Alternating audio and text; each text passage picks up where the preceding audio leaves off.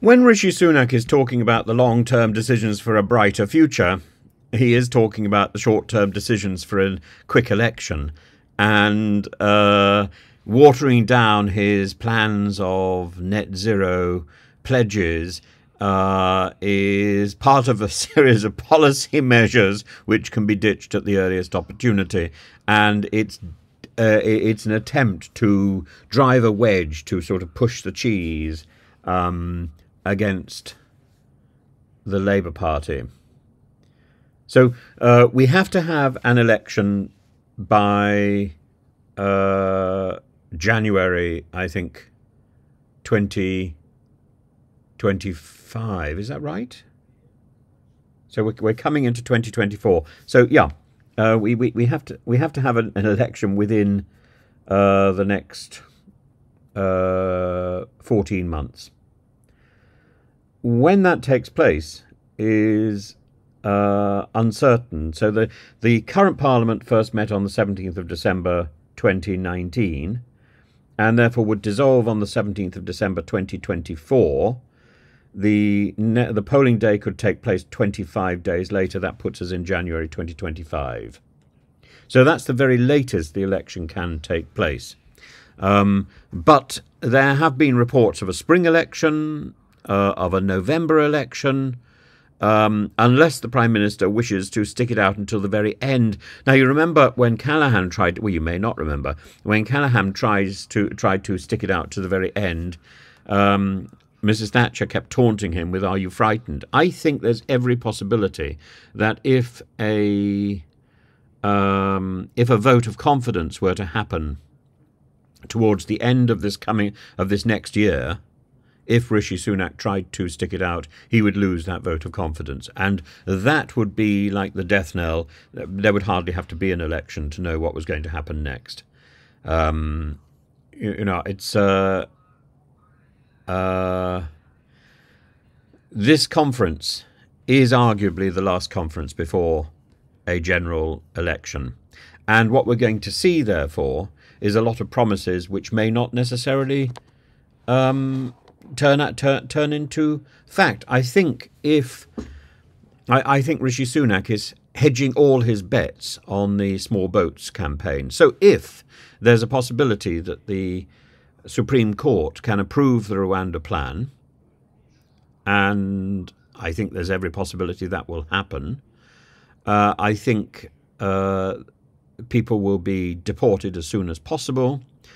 Even allowing for the possibility that there will be international reaction against that. Simply to get one plane off the ground would be a measure of success, and enough measure of success for Rishi to say that his small boats campaign has been efficacious.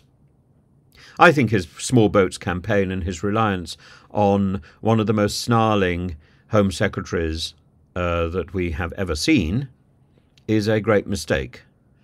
But I think it's very easy for people in the Conservative Party administration around the drinks cabinet table to be mesmerised.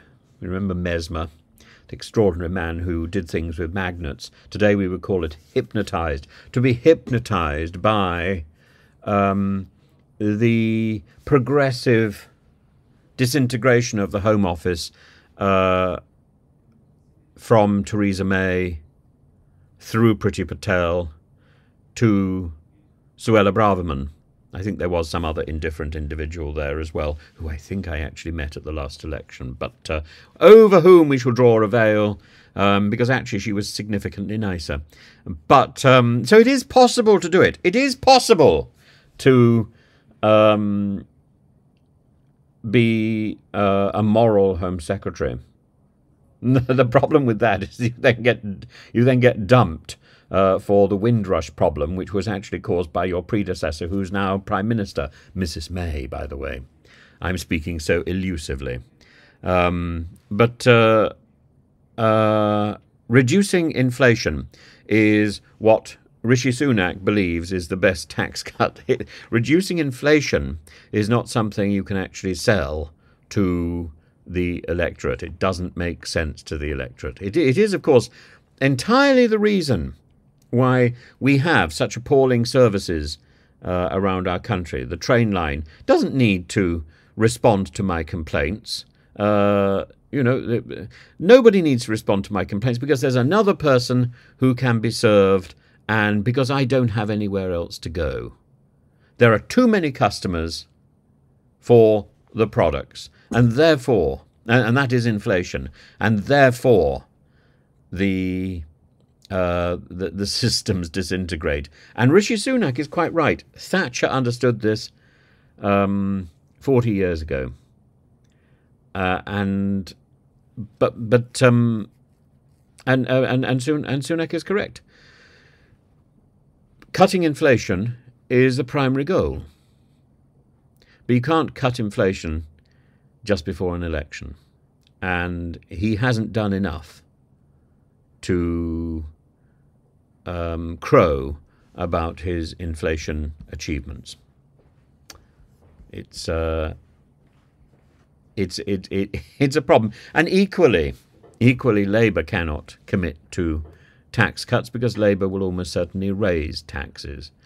So under Labour, we could well have a situation where we have rising taxes and rising inflation, and a sort of class war spearheaded by removing VAT on private schools, which means removing VAT, imposing VAT on private schools, which means imposing VAT on private tuition, which will hit a lot of people, particularly in the ambitious middle class. And it's got very little to do with Eton and Winchester and Harrow and those big schools that will survive this. It's got to do with those little organisations that provide extra tuition. And when I go into schools and I see the quality of teaching in schools, I absolutely understand why people are turning to private tutors, and many of them are useless, by the way. How do you know that you've got a good private tutor? You don't. It's really a lottery. And I see many students who have been through such rubbish, and what they need is either information or confidence building, whatever age they are, and it's something that has to be tailored for them.